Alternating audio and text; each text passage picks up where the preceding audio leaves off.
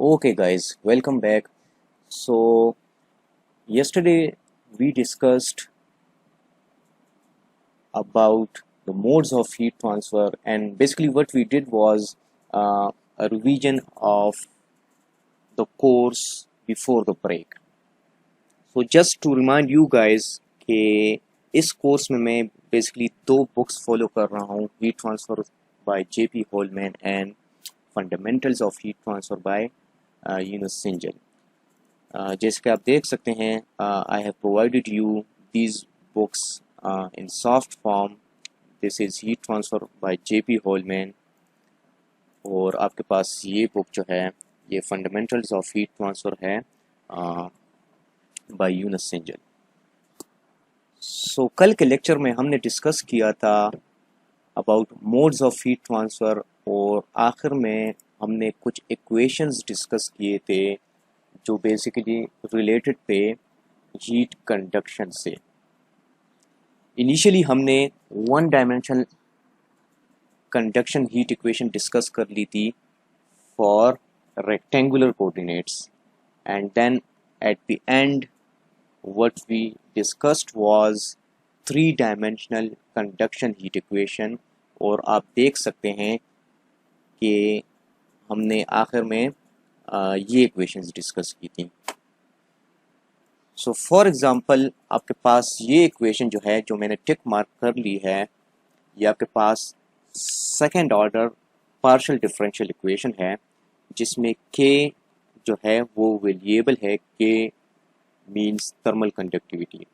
In this case, this equation is for three dimensional because इसमें x, y और z तीनों involve हैं। जैसा कि आप देख सकते हैं कि q डॉट भी इसमें है। q dot is heat generated per unit volume, और इसमें टाइम का फैक्टर भी इन्वॉल्व है, so that's why it is transient case. Then हमने इस इक्वेशन को डिफरेंट केसेस के लिए डिस्कस कर लिया था। लेट्स से अगर आपके पास स्टेडी स्टेट केस है तो आपके पास ये टाइम का टर्म ज़ीरो हो जाएगा, और राइट हैंड साइड पे आपको पास टर्म विल बी ज़ीरो।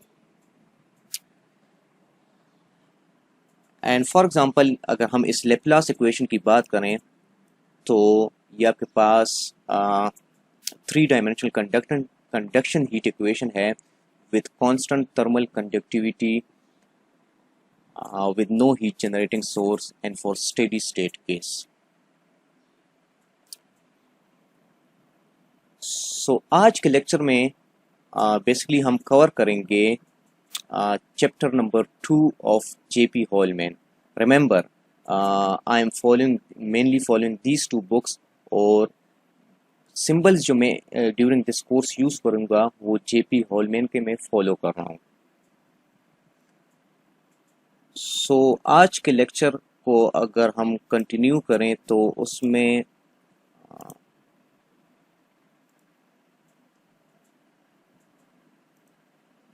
हम अगेन स्टेडी स्टेट कंडीशन को कंसिडर करेंगे।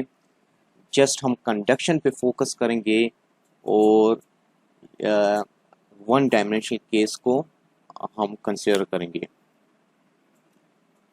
So in this case now instead of a single layered wall, हमारे पास एक वॉल है जिसके तीन लेयर हैं। लेट्स से हमारे पास लेयर ए, बी और सी हैं। अगर इसको मैं फुल स्क्रीन पे ले जाऊँ तो आपको विजिबिलिटी में आसानी होगी। सो जैसा हमने डिस्कस किया था लास्ट क्लास में कि स्टेडी स्टेट मीन्स के the operating conditions does not change with respect to time. It means के